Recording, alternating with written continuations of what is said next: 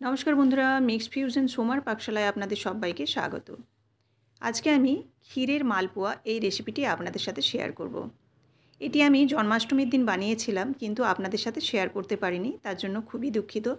কারণ এত রেসিপি আমি দিয়েছি তালের, যে এই রেসিপিটি তখন দেওয়ার সুযোগ হয়নি। তো চলুন আজকে এই রেসিপিটি আপনাদের সাথে শেয়ার করি। সামনেই রাধা অষ্টমী আসছে, সে সময় কিন্তু আপনারা ভোগ লাগাতে পারেন এইভাবে। এর জন্য প্রথমে আগে ক্ষীরের মালপোয়ার জন্য ক্ষীরটা বানিয়ে নিতে হবে। ক্ষীরের জন্য এখানে আমি 250 গ্রামের মতো দুধ নিয়েছি। এবার এই দুধটাকে, লিকুইড যে মিল্কটা, হালকা গরম করে নেব।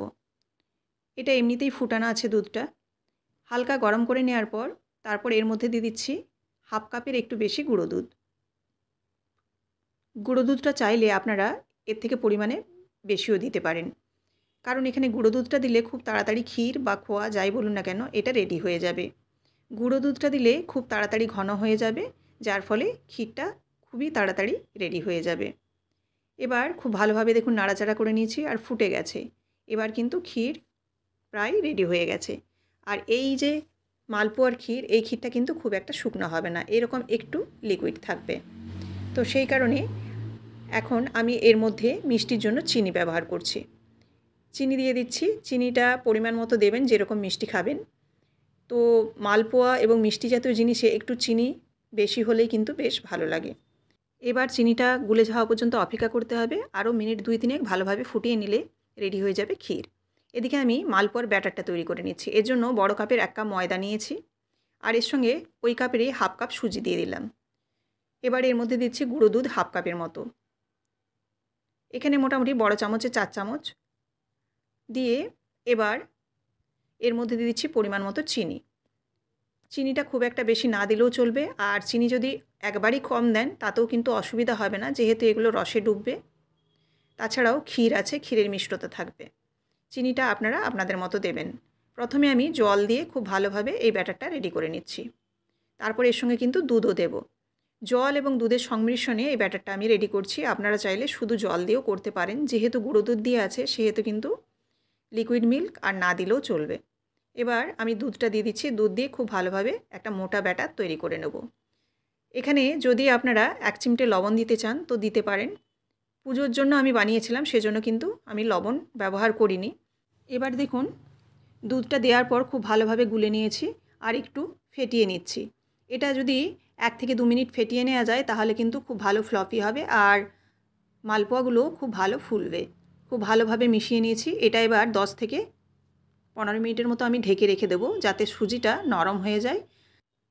এবার এটাকে এক সাইডে রেখে চিনির শিরাটা তৈরি করে নেব। এর জন্য 1 কাপ মতো চিনি নিচ্ছি। চিনিটার মধ্যে আমি দিয়ে দেবো হাফ কাপ জল। হাফ কাপ জল দিয়ে এখানে দিয়ে দিচ্ছি 2টো এলাচ ফ্লেভারের জন্য। দিয়ে চিনিটা গুলে যাওয়া পর্যন্ত অপেক্ষা করব এবং নাড়াচাড়া করব। নাড়াচাড়া করে চিনিটা যখন গুলে যাবে আর রসটাও কিন্তু খুব ভালোভাবে ফুটিয়ে একটা চিটচিটে রস তৈরি করে নিতে হবে। খুব একটা যে 1 তার বা 2 তার এরকম বানাতে হবে এরকম নয়, তবে একটা চিটচিটে যেন রস তৈরি হয়ে যায়। এবার দেখুন খুব ভালোভাবে ফুটিয়ে নিয়েছি, আর আমি হাত দিয়ে একটু চেক করে নিচ্ছি। এটা 1 তার বা 2 তার বানাবার প্রয়োজন নেই, শুধু একটু চিটচিটে ভাব এলেই নামিয়ে দেবেন। এবার দেখুন এটা গ্যাসের ফ্লেমটা বন্ধ করে দিলাম, দিয়ে এটাকেও এক সাইডে রেখে দিলাম। ব্যাস, শিরাও তৈরি হয়ে গেল। এবার এদিকে কড়াইয়ের মধ্যে আমি সাদা তেল দিয়ে দিয়েছি, আর সাদা তেলের উপর আমি 2 চামচ ঘি দিয়ে দিচ্ছি। এই ঘিটা দিলে কিন্তু খুব ভালো একটা ফ্লেভার আসবে। আপনারা চাইলে পুরোটা ঘিয়েরও বানাতে পারেন, তাতে কিন্তু আরও সুন্দর হবে। এবার দেখুন এই যে ব্যাটারটা ছিল 10 মিনিট আমি রেখে দিয়েছিলাম, এটা কিন্তু খুব ভালোভাবে ফ্লফি হয়ে গেছে আর একটা খুব স্মুথ ব্যাটার তৈরি হয়ে গেছে। আর এরকম ব্যাটারটা কিন্তু মোটা হবে। এই মালপোয়ার ব্যাটার কিন্তু একটু মোটা বানাতে হবে।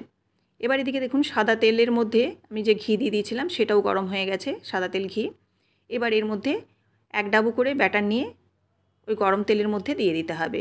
আর এক্ষেত্রে কিন্তু তেলটা বেশ ভালো মতো গরম হতে হবে, নইলে কিন্তু মালপোয়া ফুলবে না। লুচি যেমন খুব ফুল ফ্লেমে ভালো ফুলে, ঠিক তেমনি মালপোয়াও ফুল ফ্লেমেই ভাজতে হবে, নইলে কিন্তু খুব ভালো ফুলবে না। এখানে আমি লোহার কড়া ব্যবহার করেছি। এবার দেখুন এইভাবে আমি প্রত্যেকটা মালপোয়াকে ভেজে নেব। আর আপনাদের কয়েকটা মালপোয়া ভেজে আমি দেখাচ্ছি, প্রত্যেকটাই কিন্তু খুব ভালো ফুলছে। তো ব্যাটারটা যদি ঠিকঠাক হয় মালপোয়া কিন্তু ভীষণ ভালো ফুলবে। এখানে কিন্তু আমি কোনো বেকিং পাউডার বা খাবার সোডা যেটাকে বলে বেকিং সোডা সেটা কিন্তু মেশাইনি। দেখুন নর্মালি কিন্তু বেশ ভালো ফুলে যাচ্ছে। এইভাবে আমি 4-5টা আপনাদের দেখালাম, দেখিয়ে সমস্ত মালপোয়াগুলো রেডি করে নিলাম। আর মালপোয়াগুলো একটু এপিট-ওপিট উল্টে ভাজবেন যাতে ভেতরটা কাঁচা না থাকে।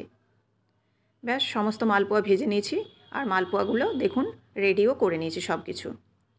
এবার ক্ষীরের মালপোয়া বানানোর জন্য আমি নিয়ে নিচ্ছি এবার একটা প্লেট, বড় একটা প্লেট নিয়ে নিয়েছি।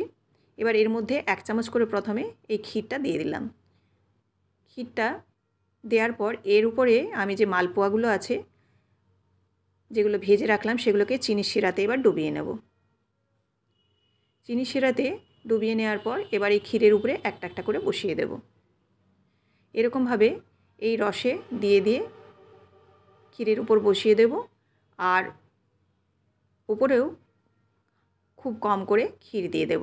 এতে দেখতেও ভালো লাগবে, খেতে কিন্তু আরও টেস্ট হবে। এবার উপর থেকে আমি একটু পেস্তা বাদাম কুচি ছড়িয়ে দিচ্ছি, তাতে দেখতে একটু বেশ ভালো হবে। আপনারা যে কোনো ড্রাই ফ্রুটস উপরে দিয়ে ডেকোরেট করতে পারেন। তো রেসিপিটি আপনাদের যদি ভালো লেগে থাকে অবশ্যই লাইক, কমেন্ট এবং শেয়ার করবেন। আর এরকমই বিভিন্ন ধরনের রেসিপি পাওয়ার জন্য অবশ্যই চ্যানেলটিকে সাবস্ক্রাইব করে বেল বাটনটি প্রেস করে দেবেন, যাতে আমার রান্নার সমস্ত নোটিফিকেশান আপনাদের কাছে সবার আগে পৌঁছে যায়। ফেসবুক থেকে দেখে থাকলে অবশ্যই পেজটিকে ফলো করে দেওয়ার অনুরোধ রইল। আবারও দেখা হচ্ছে আগামীকাল নেক্সট রেসিপির সাথে। ধন্যবাদ।